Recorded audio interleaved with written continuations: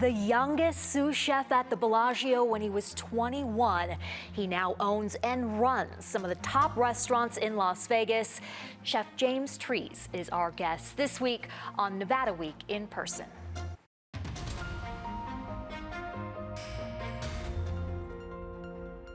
Support for Nevada Week in Person is provided by Senator William H. Hernstadt and other supporters.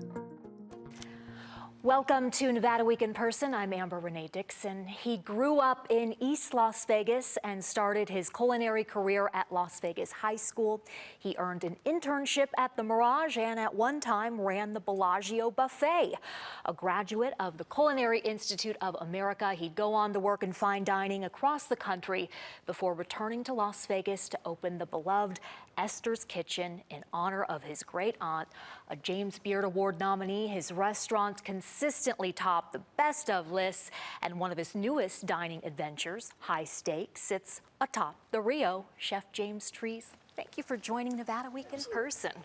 Where to start? I think with that High Stakes restaurant, because I understand that was a big deal for you to go into a casino. Absolutely. You know, I've really kind of focused on not doing casino deals, not doing those kind of things because of the way that they're kind of running them and kind of the ethos and ethics that go behind those. And I want to create restaurants for our community. And one of the things that Patrick, their former president, really instilled in me was the consistent thought that it was a locals restaurant. And that's the reason why I bought in and was able to make that deal and to be a part of the Rio. And they've really kept up their end of the bargain. They've really done great things to allow locals to be a part of that restaurant. And I think we're bringing something there that no other steakhouse in Vegas is really doing. Game meat. Yeah. I mean, like, I think it's just the whole experience from the beginning to end. One of the best parts of taking over the old Voodoo space was we inherited some of the captains who had been there for 25 years. People who had been there before even Voodoo was there, before the second tower went up.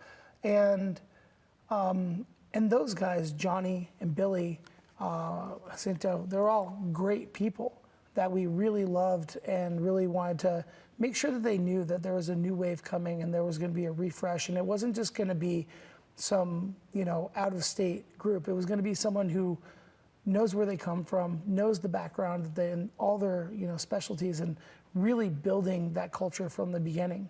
So we were able to start with a really great culture, and then we researched and developed all over Las Vegas to find out what wasn't happening in the different steakhouses.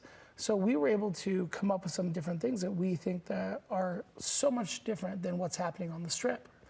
Obviously the game is a huge part of that. Is that selling well? It's actually selling mostly better than the beef, which is crazy. The highest selling item in the restaurant currently right now is the buffalo tenderloin. So we're getting these amazing full buffalo tenderloins out of North Dakota, and then also we're getting some from Wyoming.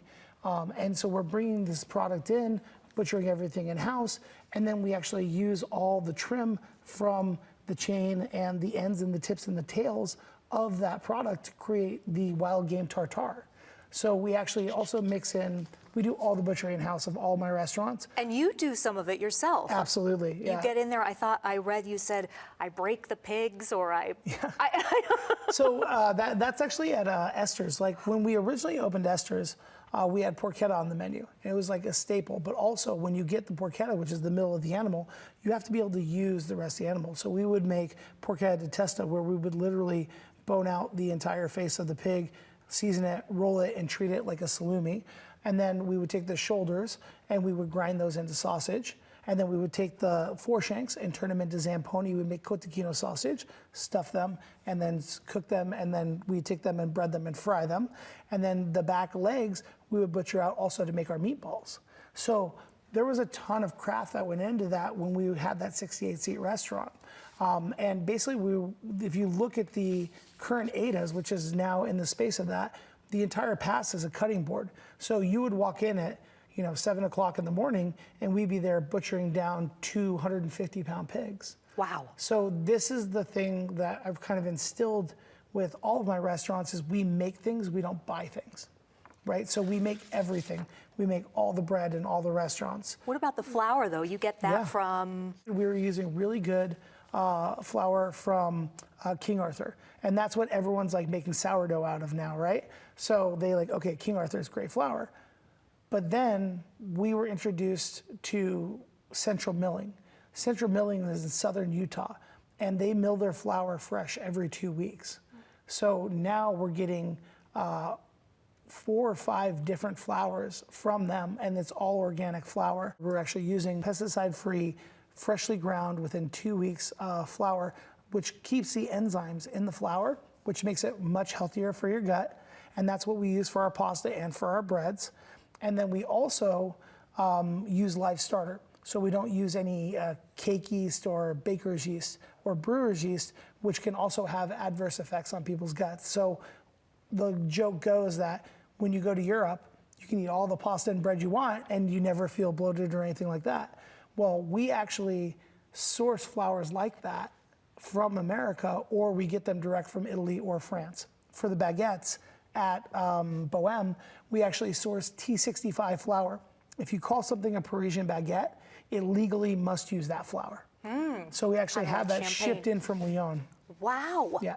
Okay, I want to read a quote that I really liked you gave in an interview. All cooking is chemistry and math and art and science and history all kind of rolled up into one. If you want to learn about Venetian food, but you can't go to Venice because you're a poor kid from the East Side, you go to work for a chef who worked in Venice like I did. Tell me about that. And growing up in East Las Vegas, what was life like? I mean, so, you know, I have to admit, you know, like I love the east side of Vegas. It is like my heart. You know, I have so many memories of growing up on Hillsway Drive and all my friends who I got to, you know, my first employee at Esther's is my best friend, Alfio. And he's still working with us today. And I gotta tell you, those are the heart and soul of what made me who I am as a human being. I first learned about Italian food from his dad, Pino, who was a Golden Nugget scrap dealer who moved over to the Mirage and worked at the Mirage from the day it opened till the day it closed.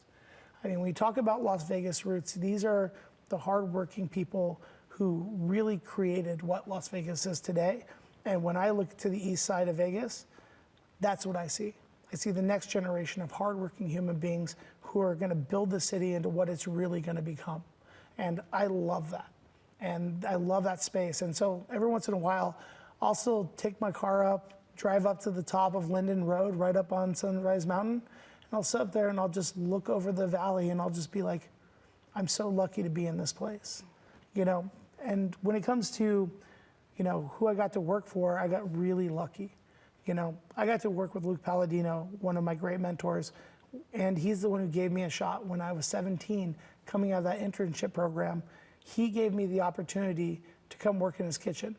And I knew it was an opportunity, but I never knew what kind of relationship that we would have 30 years later, where he's still my mentor.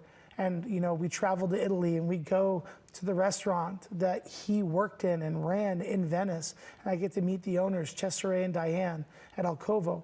And I look back and I see all these things in my cooking now that he planted the seed 30 years ago. And that's what I love about cooking. If people have that access to these chefs growing up here, Right. is it necessary for them to leave and go to the Culinary Institute Yes. of America still? Because It is. Okay, you have It to is. leave and come It back. is because, like, you know, like we say, it's art, science, and history all rolled up into one. And you can study, like when I started, there was no Google, there was no internet, there was no YouTube, right? And now you can get a YouTube education. All these cooks come out and they think they know how to do these techniques, but they've never been to the places where they actually were created. And so I was kind of the first generation that had access to the internet, that had the access to be able to get more information, and I could look things up. If you wanted to learn a certain technique in 2003, you had to go to the place, work there for free, learn the technique, work in that kitchen for 2 years, and then you could move on to another kitchen. That was the culture that we had, and that was the way you educated yourself. Now kids have access to all the wonderful things, but they don't understand where those things come from, right? So like having what we call the provenance of the technique, provenance of where you come from, the things you've learned, the people you've worked under, that's the difference. And Las Vegas was kind of like a facsimile at that point. I got to work with an amazing chef, Luke Palladino, but it was Todd English's name on the door, right? But it was Luke who taught me so much. And that's the person who became my mentor. You know, then Alessandro Estrada was right next door, and I got to learn huge and vast amounts of things from him. And his chef de cuisine and Luke Palladino wrote my recommendation letters to the CIA. Right? The CIA, the Culinary Institute of America. Yes. When I hear CIA, I go, what? The CIA? Okay, we are running out of time, but I want to fit in two Yes. kind of strange topics. I mean, when you put them together. Yeah. You were on Hell's Kitchen, and you said that experience allowed you to refine your understanding of the pitfalls of the business. Will you elaborate on that? And then you also have to tell us about Great Aunt Esther. Okay, absolutely. So Hell's Kitchen and Kitchen Nightmares. So I made the TV show. I wasn't on the show like as a contestant because that would literally be my nightmare, right? Why? Because the people who are on that show as contestants don't really know how to do anything. They're just there for television. I was actually making television behind the camera as the culinary producer. And so I did that for a couple seasons, and then we did Kitchen Nightmares. And Kitchen Nightmares is where I got to see the pitfalls of the restaurant business, where people can make mistakes, what are the combinations of things that allow you to fail, right? And what makes you successful. And one of the things that I have to say is like, just because your mom and dad ran a restaurant does not mean that you know how to run a restaurant. So the second generation of people, there's very few examples I can point to where they're successful because they think that they built a restaurant and they didn't. And it's the hard work, blood, sweat, and tears that goes into a restaurant that gives it the soul that it has. The second generation doesn't really understand that. I will say that one of my great friends that is the antithesis of that is Nick Palmieri, who runs Gaetano's. He is the carbon copy of his father. He works every single day. He's one of my great friends, and I love him because I see the passion that he has for that business and what they've been able to build, and I'm so proud of him. So it can happen. It can. Great Aunt Esther. Great Aunt Esther. She was the matriarch of my family. And she really, you know, my mom was a teacher. She taught at Chaparral for 17 years. And then obviously, you know, being a single mom, there wasn't a lot of resources around. So when it came to all the things that we as kids needed, my Aunt Esther really provided. I actually saved the money to go to CIA, but I didn't know what room and board was. I didn't know that I needed room and board. I didn't know that was a thing. So she actually wrote the check that allowed me to be able to go to CIA, to get the education that allowed me so many opportunities in my life. And, you know, towards the end of her life, I would spend every Tuesday with her and listening to the stories and spending time with her. And, you know, I was gonna name, you know, Esther something Italian and goofy and whatever it was gonna be. There's only one name that Esther's Kitchen could be, and that's Esther's Kitchen. And it also gives us the freedom to play around. Like our brunch dishes are not Italian. Like a lot of things that we do are not Italian. If I had named something an Italian restaurant, you come in, there's Spanish and Portuguese and, you know, French dishes and English dishes all over the menu, it would feel out of place. But since it's Esther's Kitchen, it's just the invocation of like her life and her love of my family, and she's the best. Chef James Trees, thank you so much for joining Nevada Week in Person. I'm so lucky to be here. Thank you so much.